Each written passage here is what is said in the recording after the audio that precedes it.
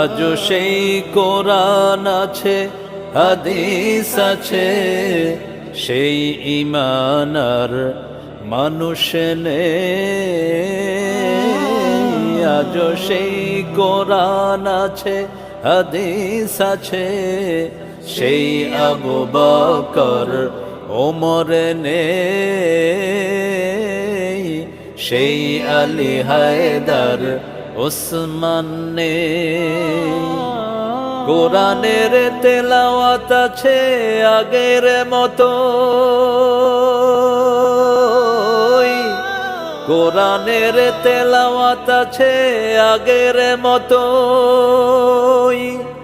রাবেয়া বসিরের মতো সাধিকা নেই।